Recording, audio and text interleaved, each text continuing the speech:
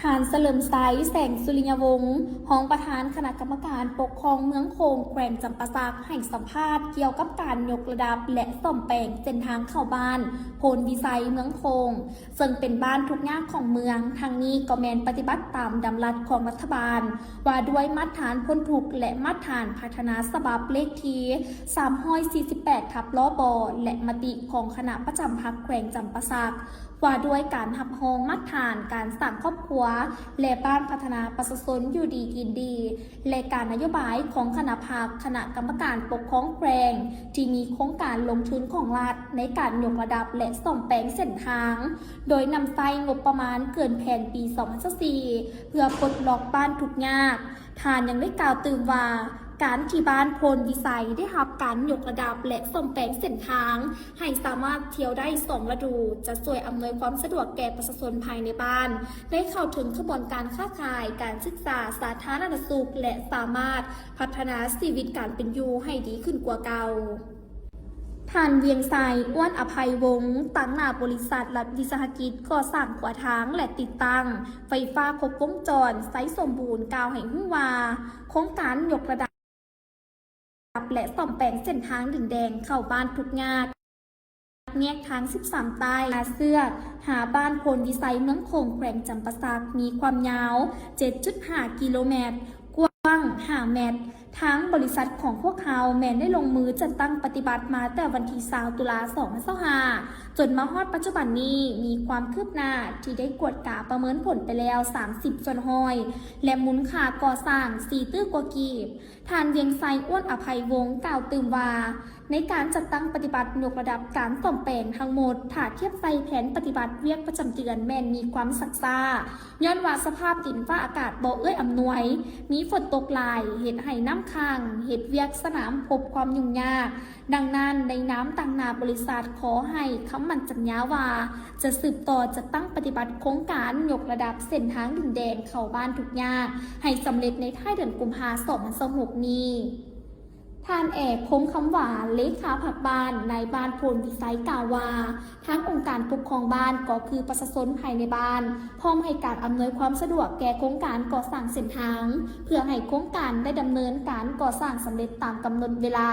สามารถเปิดดำไส้เส้นทางให้มีการสัญจรสะดวกสบายตามนโยบายของภาครัฐขันแขวงเมืองที่ตอบสนองให้พ่อแม่ประชาชนบ้านทุกยากให้ได้รับการพัฒนาปลดล็อกออกจากบ้านทุกยากของเมืองโคง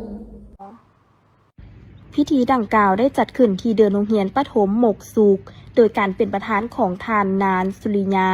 ในบ้านหมกสุกเขาหัวมิทานสมนิตไซทบงศิษย์รองประธานคณะกรรมการปกครองเมืองผู้ชี้นำเวียกงานวัฒนธรรมสังคมเมืองมีทานบุญเลือนสิทธิสมภูประธานแนวเล้าสังซาดเมืองทานบุญเหนียวเจริญผลห้องหัวหน้าห้องการวัฒนธรรมและท่องเที่ยวเมืองภาคส่วนที่เกี่ยวข้องเข้าร่วมทานนานสุริยาได้ผ่านบทสรุปการเคลื่อนไหวเวียกงานการสร้างบ้านวัฒนธรรมใหม่ปี2025และแผนพัฒนาเศรษฐกิจสังคมของบ้านประจำปี2026บทสรุปการจัดตั้งปฏิบัติขบวนการสร้างครอบครัวและบ้านสามัคคีป่องดองบ้านมกสุกแม่น1 ใน 66ของบ้านเมืองผาอุดมและเป็นเผ่ากึมมุห้อยส่วนห้อยนับถือบรรพบุรุษและถือศาสนาผีทั่วบ้านมี105หลังคาเฮือนพลเมือง702คนหญิง354คนมีครอบครัววัฒนธรรม75ครอบครัวมีครอบครัวกุ้มกิน62ครอบครัวครอบครัวทุกข์ยาก43ครอบครัวเงินถาวร8หลังเงินเครื่องถาวร83หลังเงินปฐมประฐาน14หลังบ้านมีเนื้อที่ดิน 4,439 เฮกตาร์ในนี้มีเนื้อที่ดินปลูกสร้าง676 เฮกตาร์เนื้อที่ทำการผลิต659 เฮกตาร์ประชาชนส่วนใหญ่ถือเอาการเฮ็ดนาเฮ็ดไร่หมุนเวียนเป็นอาชีพต้นตอและถือเอาการปลูกฝังเลี้ยงสัตว์การค้าขายเป็นอาชีพสำรองทั่วบ้านสามารถสั่งรายรับรวมยอดจากการขายผลผลิต 6,854 ล้านกีบเฉลี่ยใส่หัวคน1มีรายรับ9ล้านกว่ากีบเท่ากับ$465ต่อคนต่อปีการกวดกาการประเมินผลของห้องการแนวเล้าสั่งซาดสมทบกับคณะพรรคแนวเล้าสั่งซาดบ้านสามัคคีประเมินได้คือมีครอบครัวเข้าร่วมการประเมินทั้งหมด105ครอบครัวในนี้มี77ครอบครัวที่ได้คะ คะแนนดีครบทั้ง4มาตรฐานได้คะแนน8-9 28ครอบครัวได้คะแนนปานกลาง6-7คะแนนพร้อมนี้ผู้เข้าร่วมยังได้รับฟังประวัติความเป็นมาของบ้านอีกด้วยจากนั้นคณะรับผิดชอบได้ผ่านข้อตกลงของท่านเจ้าเมืองผาอุดมและข้อตกลงของท่านเจ้าแขวงบ่อแก้วมาด้วยการมอบไปยั่งยืนครอบครัววัฒนธรรมใหม่บ้านวัฒนธรรมใหม่ใบยั่งยืนครอบครัวสามัคคีป่องดองและบ้านสามัคคีป่องดองพร้อมทั้งมอบไปยั่งยืนดังกล่าวเป็นเกียรติมอบโดยคณะประธานและต่างหน้ารับโดยองค์การจัดตั้งบ้านพร้อมทั้งตัดแถบผ้าเปิดป้ายหลั่นคล้อง9 บาทเพื่อหับห้องเอาบ้านมุกสุกเป็นบ้านวัฒนธรรมใหม่และเป็นบ้านสามัคคีป่องดองอย่างเป็นทางการงานบุญประเพณีประจำปีนมัสการพระธาตุกูบ้านสีทองเมืองจำพรแขวงสวรรณเขตได้จัดขึ้นในระหว่างวันที่2-3 มกราคม 2026โดยการนำพาของพระอาจารย์แก้วอุดรโสติธรรมโมเจ้าคณะองค์การพุทธศาสนาสัมพันธ์ลาวเมืองฐานดวงจันทร์เวียงวิไลหัวหน้าคณะจัดตั้งเมืองพร้อมทั้งพระสงฆ์ทั้ง9 เขตมีคณะประจำภาคเมืองหัวหน้าห้องการที่เกี่ยวข้องพร้อมโดยพ่อแม่ประชาชนเข้าร่วมภายในงานได้จัดให้มีการชมขบวนศิลปะของแต่ละบ้านพิธีแห่พระศาสตร์เพิงและตักบาตรถวายสังฆทานแด่พระสงฆ์ตามพิธีของประเพณีสำหรับการจัดการบุญนมัสการพระธาตุกูประจำปีในปีนี้ก็เพื่อเป็นการอนุรักษ์รักษาฮิตของประเพณีวัฒนธรรมอันดีงามของประชาชนบรรดาเผ่าของลาวไว้ให้คงอยู่คู่กับคนหุ่นลูกหุ่นหลานพร้อมทางเป็นการพัฒนาและส่งเสริมการท่องเที่ยวของบ้านก็คือของเมืองจำพรตืบอีคณะผู้ชอบในการจัดงานยังให้ฮู้ตืมอีกว่าในการจัดงานบุญครั้งนี้ยังเป็นการหารายได้ในการสร้างทางแต่ธาตุกูหาบ้านสีทองทางตัดใหม่เพื่อให้สะดวกสบายในการท่องเที่ยวถ้าเป็นการอำนวยความสะดวกให้แก่สาวพุทธศาสนิกชนทั้งหลายที่เที่ยวไปมาทำบุญกุศลเที่ยวชมวัตถุบูชากราบไหว้อยู่ที่สถานที่วัดธาตุกูกระทรวงยุติธรรมได้สร้างปึ้มคู่มือการไกล่เกลี่ยข้อขัดแย้งขั้นปานขึ้นโดยมีจุดประสงค์เพื่อเป็นบอนอิงช่วยให้หน่วยไกล่เกลี่ยข้อขัดแย้งขั้นปานรับรู้เข้าใจเนื้อใน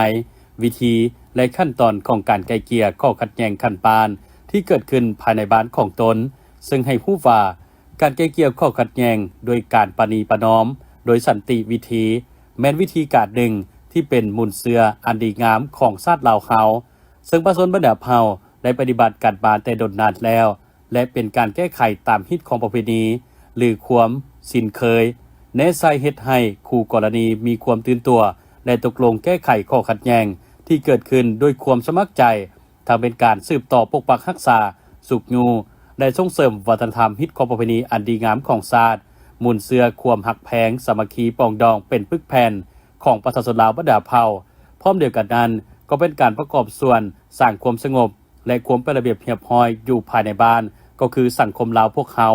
ฉะนั้นการไกล่เกลี่ยข้อขัดแย้งโดยสันติวิธีอยู่กับบ้านได้กลายเป็นเวียกงานจำเป็นอันหนึ่งสำหรับการไกล่เกลี่ยปัญหาต่างๆที่เกิดขึ้นโดยเฉพาะแม้นการไกล่เกลี่ยข้อขัดแย้งกับสายพัวพันทางแพ่งการค้าครอบครัวสิ่งแวดล้อมแรงงานการกระทำผิดของเด็กและคดีอาญาที่บ่เป็นอันตรายร้ายแรงตามที่กำหนดไว้ในมาตรา15ของดำรัสว่าด้วยการไกล่เกลี่ยข้อขัดแย้งขั้นปาน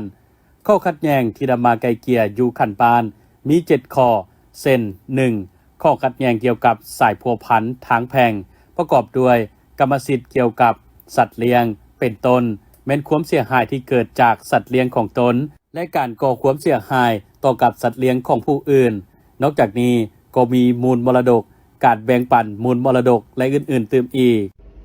ตามการรายงานของหน่วยกู้ภัยฉุกเฉินองค์การกระแดงแขวงหลวงพระบางให้ฮู้ว่าในวันที่8มังกร2026เวลาประมาณ 16 โมงทีมงานได้รับแจ้งผ่านเบอร์ฉุกเฉิน0711-625ว่าเกิดเหตุไฟไหม้อยู่เขตบ้านทัดหลวงทันทีที่ได้รับแจ้งเหตุทีมกู้ภัยและหน่วยดับเพลิงจากปปส.และหน่วยดับเพลิงจากสนามบินสากลหลวงพระบางได้ระดมกำลังนำทรายรถน้ำจำนวน5 คันเข้าสกัดกั้นเปลวไฟอย่างรีบด่วนจึงสามารถควบคุมการลุกลามของไฟบ่ให้ลามไปบ้านเรือนใกล้เคียงได้ความเสียหายจากการตรวจสอบเบื้องต้นด้านทรัพย์สินมีเรือนถูกไฟไหม้เสียหายหมด1 หลังและเสียหายบางส่วน5 หลัง รวมทั้งหมด 6 หลังในเหตุการณ์ครั้งนี้ มีผู้บาดเจ็บ 2 คน เป็นล้ม 1 คน เพศหญิง ทีมงานได้ช่วยปฐมพยาบาลให้แก่ผู้บาดเจ็บแต่บ่ได้นำส่งห้องหมอ ส่วนสาเหตุของการเกิดอัคคีภัยครั้งนี้กำลังอยู่ในขั้นตอนการสืบสวนสอบสวนของเจ้าหน้าที่ตำรวจพิสูจน์หลักฐาน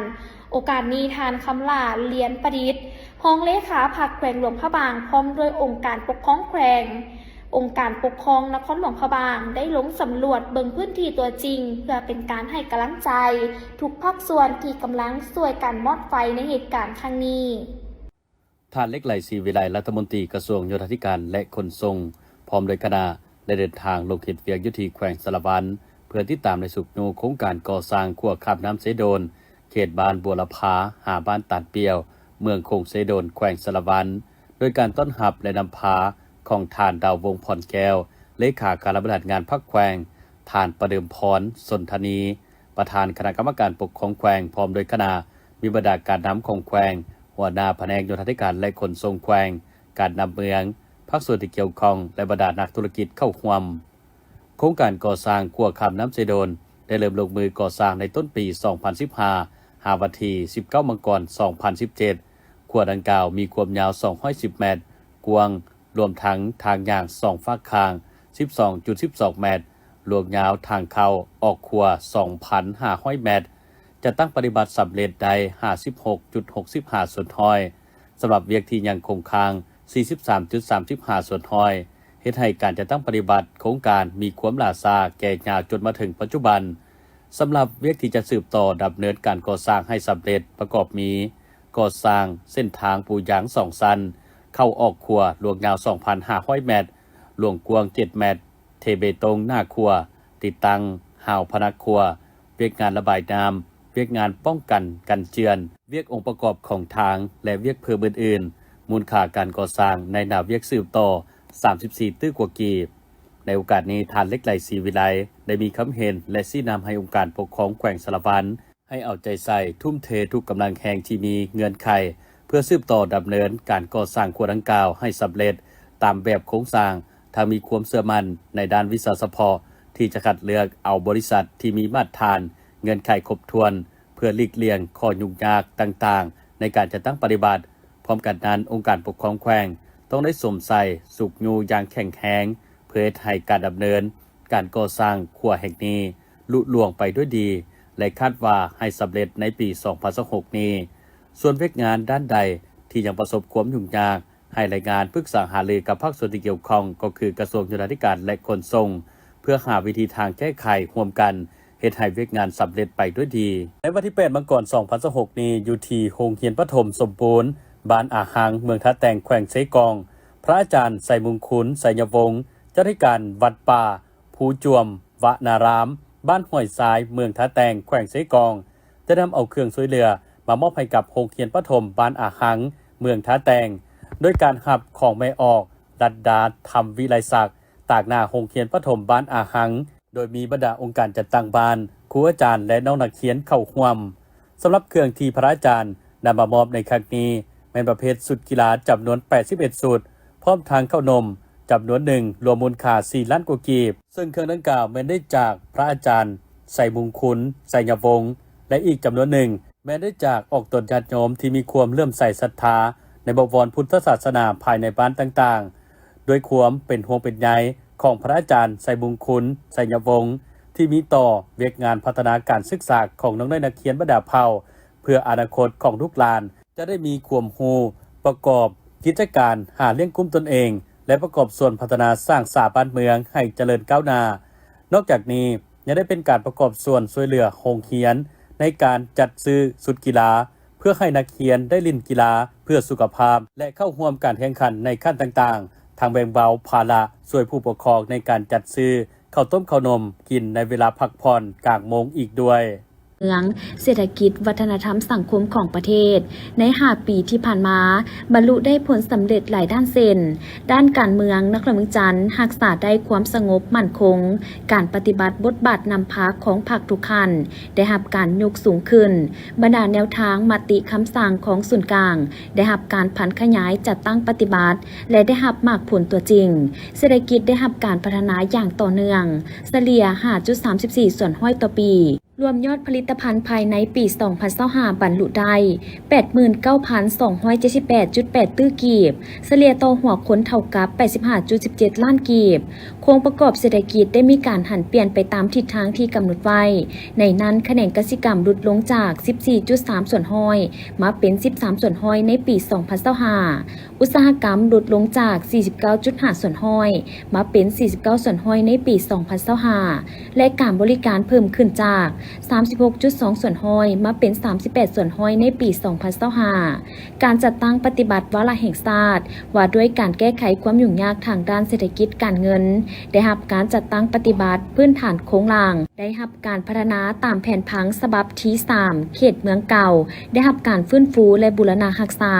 การพัฒนาพื้นฐานโครงหลังหนทางได้รับการก่อสร้างและซ่อมแปลงทางด่วนเวียงจันทน์หาวังเวียงทางรถไฟลาวจีนเส้นทางเชื่อมต่อระหว่างเมืองและกับบรรดาแขวง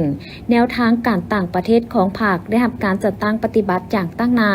มาฮอดปัจจุบันนครเมืองจันทร์ได้พัวพันและร่วมมือกับ19ประเทศ74นครแขวงและ7เมืองสร้างเป็นนครมิตรภาพน้ำกันแล้ว17นครแขวงเห็นได้ว่าบทบาทของนครเมืองจันทร์สูงเด่นขึ้นในเวทีภาคพื้นและสากล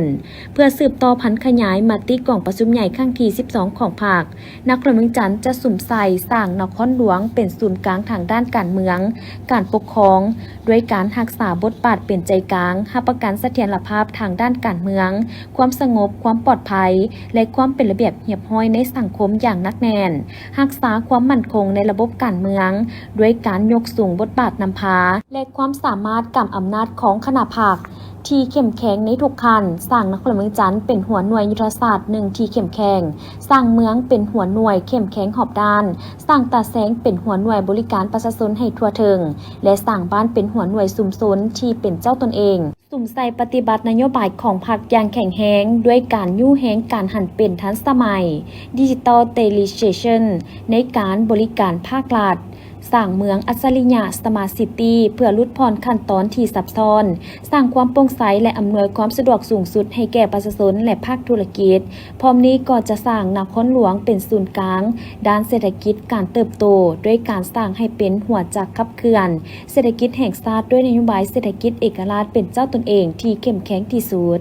3ทั้งเป็นรองประธานคณะกรรมการวัฒนธรรมสังคมและบรรดาเผ่า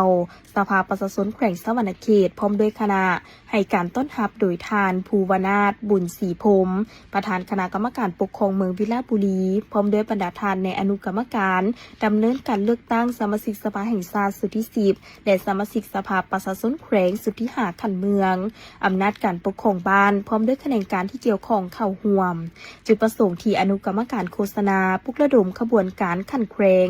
ลงเคลื่อนไหวอยู่เมืองในครั้งนี้ก็เมนเพื่อเฮ็ดให้ทุกภาคส่วนได้เข้าใจและรับรู้ความหมายความสำคัญของการเลือกตั้งสมาชิกสภาแห่งชาติสุดที่10และสมาชิกสภาประชาชนแขวงสุดที่5และทางอนุกรรมการก็ได้เน้นหนักว่าให้ถือเอาการเลือกตั้งในครั้งนี้เปรียบเหมือนปางบุญใหญ่ระดับชาติพร้อมทางรับประกันให้ได้ใน4ระดับคาดหมายคือนำพาผู้มีสิทธิ์เลือกตั้งไปปนบัตรเลือกตั้งให้ได้ห้อยส่วนห้อยนำพาผู้มีสิทธิ์เลือกตั้งให้ฮู้ใช้สิทธิ์เลือกตั้งให้ถูกต้องตามระเบียบการเลือกตั้งห้อยส่วนห้อยนำพาวิธีการป้องกันชาติป้องกันความสงบให้มีความสงบและปลอดภัยห้อยส่วนห้อยและนำพาวิธีการปนบัตรเลือกตั้งให้รับประกันความโปร่งใสและสำเร็จทันตามกำหนดเวลาห้อยส่วนห้อย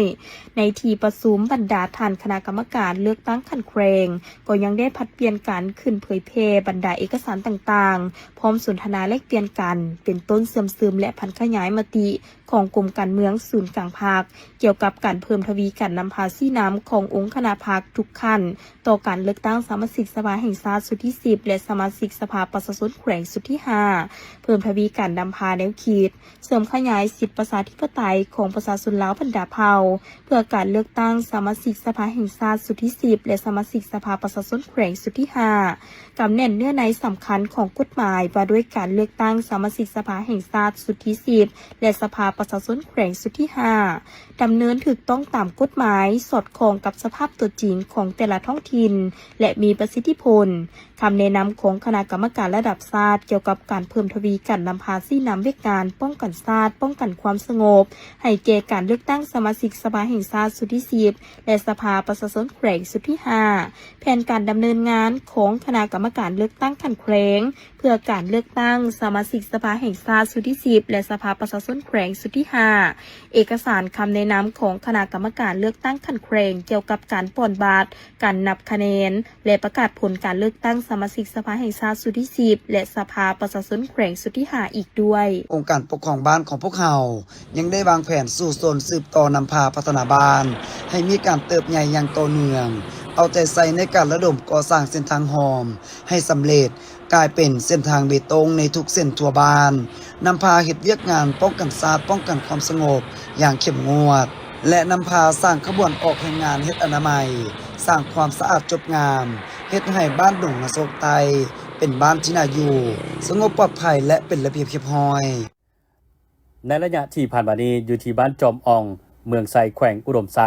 ได้จัดงานเฉลิมฉลองของประเพณีเต็ดนึมหรือบุญเกลอของชนเผ่ากึมูอย่างยิ่งใหญ่และคึกคืนเป็นพิเศษงานบุญครั้งนี้ได้จัดขึ้นโดยการโฮมแห่งโฮมใจของชาวบ้านเขตบ้านลาวจอมอ่องโดยกรมเอาบรรดาบ้านอ้อมคางที่ได้พร้อมกันมาเต้าโฮมเพื่อเฉลิมฉลองผลสำเร็จของการผลิตและสืบสานวัฒนธรรมอันดีงามพิธีดังกล่าวโดยการเข้าร่วมของทานจันพวงศรีบุญแพงประธานแนวเล้าสร้างศาสตร์เมืองไซพร้อมด้วยคณะพักหักทานบ้านลาวจอมอ่องมีองค์การปกครองบ้านเท่าแก่แนวโฮมและแขกถึกเซินพ่อแม่พี่น้องภายในบ้านในเขตใกล้เคียงเข้าร่วมในงานเฉลิมฉลองประเพณีเต็ดนึมหรือบุญเกลอประจำปี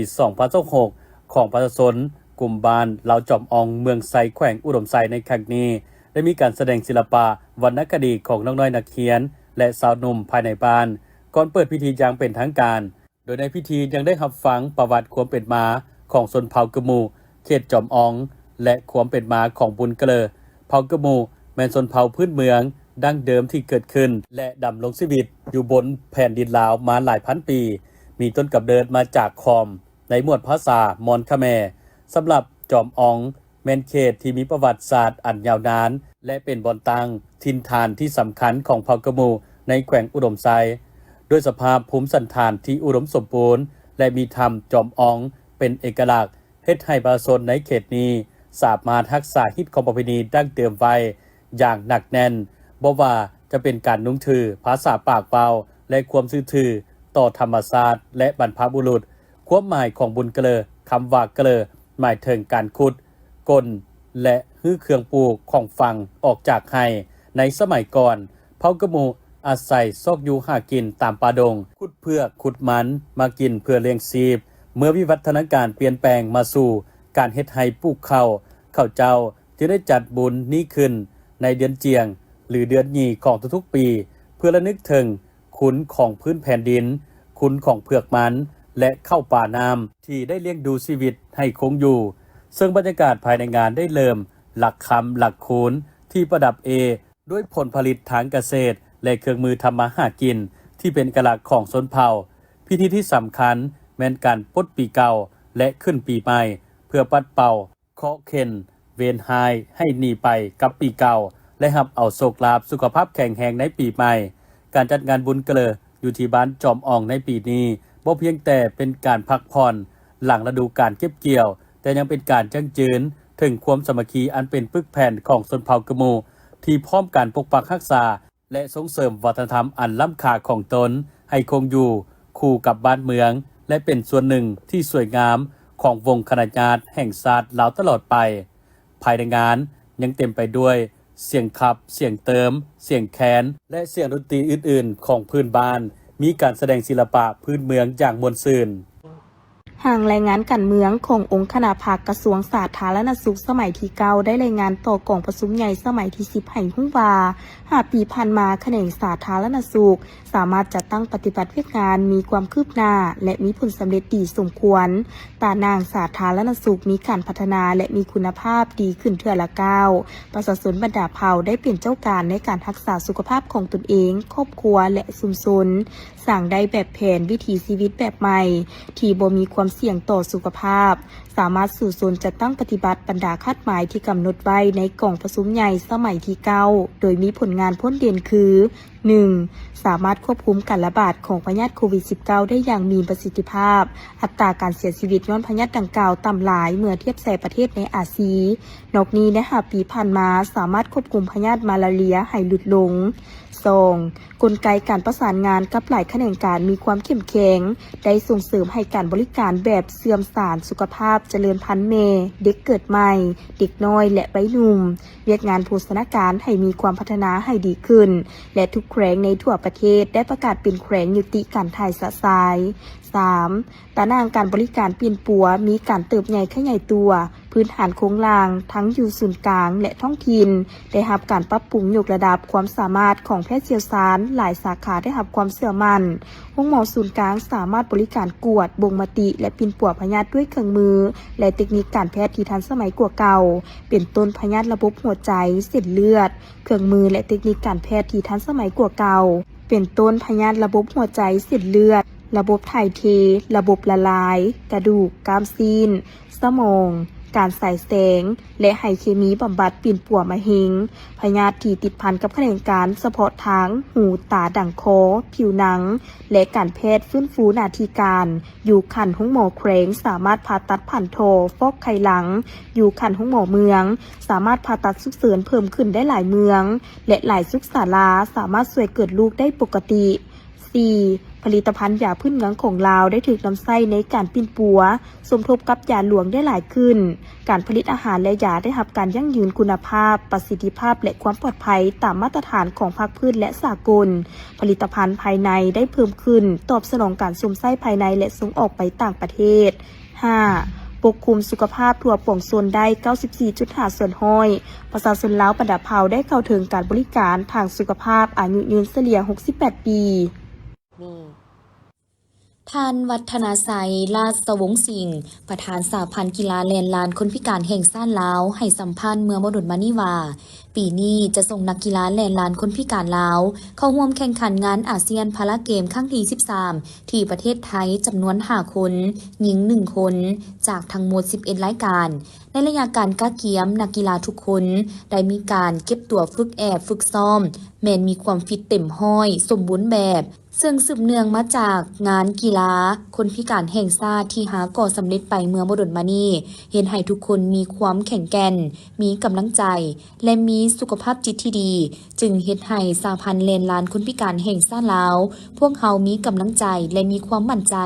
นักกีฬาจะสามารถที่จะสู่สนสร้างผลงานให้ได้เป็นครั้งประวัติศาสตร์ในการคว้า1 เหรียญคำให้ทัพนักกีฬาคนพิการลาวในการเข้าร่วมงานดังกล่าวหากว่าสามารถญาติได้เหรียญคำจะให้เงินโบนัสผลงานเหรียญคำเหรียญละ50 ล้านกีบขณะที่ท้าวบุญเพชรเทพนิดานักกีฬาแลนลานคนพิการลาวก็บอกว่าในการฝึกซ้อมครั้งนี้พวกเขาได้มีการเกียมตัวมาดีหลายโดยเฉพาะพวกเขาได้มีเวลาเข้าในการฝึกซ้อมหลายขึ้นและก็ได้ต่อเนื่องกับงานกีฬาคนพิการแห่งชาติผ่านมาเฮ็ดให้พวกเขามีความพร้อมเต็ม100%ในนามนักกีฬาคนพิการทีมชาติลาวพวกเขามีความภาคภูมิใจและดีใจที่การนำภาครัฐได้เห็นความสำคัญของพวกเขาในการเข้าร่วมแข่งขันครั้งนี้นอกจากการแข่งขันแล้วพวกเขายังได้นำเอาวัฒนธรรมลาวไปเผยแพร่และแลกเปลี่ยนบทเรียนนำบรรดาชาติในอาเซียนด้วยกันอีกด้วยแนวใดก็ดีในระยะการเก็บตัวฝึกซ้อมแน่นอนพวกเขามีความยุ่งยากหลายโดยเฉพาะสนามที่บ่แม่นเฉพาะของนักกีฬาคนพิการอีกด้านหนึ่งหากว่าภาคส่วนใดมีเงื่อนไขก็มาประกอบส่วนช่วยสนับสนุนอาหารการกินให้แก่นักกีฬาเพื่อเป็นกำลังใจให้พวกเขาด้วยและพวกเขาจะพยายามสู่สนงานให้ได้ชัยชนะสร้างเกียรติชื่อเสียงมาสู่ประเทศชาติของพวกเขาได้อย่างภาคภูมิใจ พิธีเซ็นสัญญาโครงการขยายตาข่ายไฟฟ้าแห่งดันต่ำ 0.4 กิโลโวลต์และติดตั้งไฟฟ้าเยื้องทางระบบไฟฟ้าถาวรอยู่บ้านนาซานเมืองหงสาแขวงสยามบุรี ได้จัดขึ้นในวันที่ 9 มังกร 2026อยู่ที่ห้องประชุมห้องการกสิกรรมและสิ่งแวดล้อมเมือง ระหว่างห้องการอุตสาหกรรมและการค้าเมือง เจ้าของโครงการและบริษัททิดแพงก่อสร้างและติดตั้งไฟฟ้าจำกัดผู้เดียว ผู้รับเหมา โดยการเข้าร่วมของทานอ่อนจันทร์บุญยวงศ์รองประธานคณะกรรมการปกครองเมือง ท่านจีรศักดิ์ทิพย์บำรุงรองผู้อำนวยการใหญ่บริษัทไฟฟ้าหงสาจำกัด มีคณะกรรมการคุ้มครองโครงการขันเมืองขณะการที่เกี่ยวข้องของเมือง บริษัทผู้รับเหมาและในบ้านเข้าร่วม ท่านพรไซภูมิวงศ์รองหัวหน้าองค์การอุตสาหกรรมและการค้าเมือง ได้ขึ้นผ่านสัญญารับเหมาโครงการดังกล่าวบางตอนว่าโครงการขยายตาข่ายไฟฟ้าแห่งดันต่ำ 0.4 กิโลโวลต์และติดตั้งไฟฟ้าเยื้องทางระบบไฟฟ้าถาวรอยู่บ้านนาซานมีระยะการก่อสร้าง 3 เดือนแม่นให้สำเร็จห้อยส่วนห้อย ซึ่งหน้าเวียกทีจะต้องได้ปฏิบัติมีขยายตาข่ายไฟฟ้าแห่งดันต่ำ 0.4 กิโลโวลต์รวมยาว